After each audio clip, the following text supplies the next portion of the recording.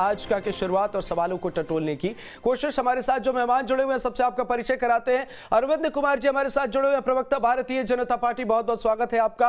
आलोक पांडे जी जुड़े हुए हैं, राजनीतिक विश्लेषक, बहुत बहुत स्वागत है आपका।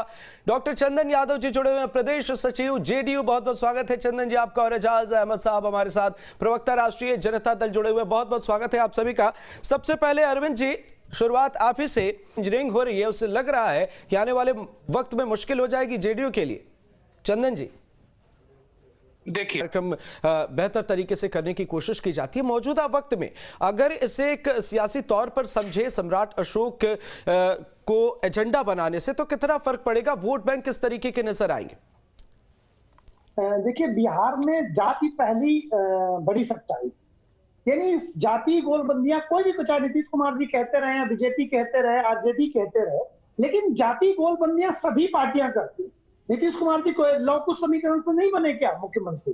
क्या उन्होंने आरजेडी के जो जंगल राज के खिलाफ लौकुश को इकट्ठा नहीं किया? क्या उन्होंने भी वही काम किया है? अब देखिए, इस समय जो बिहार में चल रहा है कि भाई यादव से मुख्यमंत्री हो चुके 17 साल, और लौकुश समीकरण में से कुर्मी से मुख्यमंत्री हो चुके, अब कुशवाहा का नंबर है।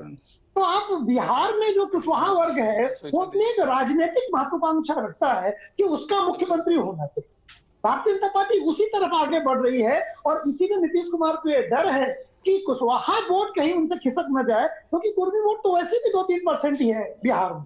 तो इस वजह से नीतीश कुमार जी पहले से जो आगाह करने की बात कर रहे हैं, इसका मतलब यही है कि जो अमित शाह के बिहार आगमन की बात हो रही है, उससे कहीं न कहीं पर बिहार की राजनीति में जो कुशवाहा वर्ग है वो जेडीयू से छटक करके बीजेपी की तरफ न चला जाए। क्योंकि अभी सम्राट चौधरी भी भाजपा के प्रदेश अध्यक्ष बने हैं, एक वो बड़ा कारण है। वो बहुत फायर ब्रांड है, और आरजेडी जेडीयू का उनके पास अनुभव है। और उसके साथ में अमित शाह तो लगातार पिछले, मुझे लगता है 2 साल से लगातार प्रयास कर रहे हैं, बिहार में अपने आप को लगातार आते रहते हैं। तो अमित शाह का दौरा कोई नया नहीं है, लेकिन अब क्योंकि चुनावी बिगुल एक तरह से बच चुका है, और इस समय अमित शाह का आना और सम्राट चौधरी को भाजपा का प्रदेश अध्यक्ष बनाना, और उनको एक तरह से अप्रत्यक्ष रूप से मुख्यमंत्री के रूप में भी एक प्रोजेक्ट करना, तो बिहार की राजनीति में जातीय समीकरण की गोटियां पठाना शुरू हो गई है। और उसमें नीतीश कुमार जी का यह बयान या अमित शाह जी का आगमन, दोनों का अपना बड़ा महत्व। जी ठीक है, हमारे साथ एजाज साहब जुड़े हुए हैं। एजाज साहब, या पर्दे के पीछे एक समीकरण का अलग जो खेल है वो खेला जा रहा है, उसे साधने की कोशिश की जा रही? देखिए, विकास की तो बिहार में बातें ही ज्यादा होती हैं। 33 साल से मुझे नहीं कहना चाहिए, लेकिन पिछड़े ही मुख्यमंत्री हैं बिहार में। बिहार की कितनी प्रोग्रेस हुई है, अच्छा आरजेडी बता दे, जेडीयू बता दे, पिछड़ा ही तो लीड कर रहा है ना बिहार को। तो बिहार में विकास की केवल बातें होती है, रियल काम तो जाति और जाति गणित होती है। ये टीवी में बैठ कोई नहीं कहेगा कि हम इस जाति की, हम सर्व समाज की बात करते हैं। जैसे ही बात सामाजिक न्याय की आती है, आप मान लीजिए और सिर्फ जातीय जो मॉडल है उसको किसी तरह से जोड़ना है कि हम सामाजिक न्याय कर रहे हैं, तब आप घनघोर जातिवाद को फैलाने की बात करते हैं। अगर आप पूरे भारत में देखें तो सब जगह जातिवाद है, लेकिन अगर जातिवाद का एक पैरामीटर बना है तो सबसे ज्यादा जो जाति विखंडन है, जातिवाद की कठोरता है, ये बिहार में ज्यादा दिखाई देती है। और कोई भी व्यक्ति कहे, हर एक परसेंट जाति का हिसाब रखा जाता है कि कौन सी जाति कितना मत किसको देने जा रही है। बिहार में अगर ये केवल विकास की बात न करके 2 लाइन हम भी इनको कहना चाहते हैं। ठीक है, जब आप सुन लेते हैं उसके बाद आ रहे हैं चंदन जी आपके पास, जब आप सुन लेते हैं, आलोक जी को कंप्लीट कर लेते। मैं तीनों पार्टी की बात कर रहा हूँ, चाहे आरजेडी हो, चाहे जेडी हो, चाहे बीजेपी। मैं ही नहीं कह रहा हूँ केवल एक पार्टी की बात, सारे के सारे दल 33 साल बिहार में पहले। ठीक है चंदन जी। नहीं, जिस प्रकार से यहाँ विश्लेषक महोदय विश्लेषण कर रहे हैं, मैं उनसे निष्पक्षता का उम्मीद रखता हूं। भारतीय जनता पार्टी के प्रवक्ता के रूप में मैं उनको नहीं एक्सेप्ट कर सकता हूं, नहीं तो फिर राजनीतिक विश्लेषक हटा करके भारतीय जनता पार्टी के प्रवक्ता के रूप में हमसे डिबेट करते हैं। ये सर आपके लिए बड़ा आसान होता है, कोई व्यक्ति का कुछ भी कहते हैं तो राजनीतिक हो जाता है।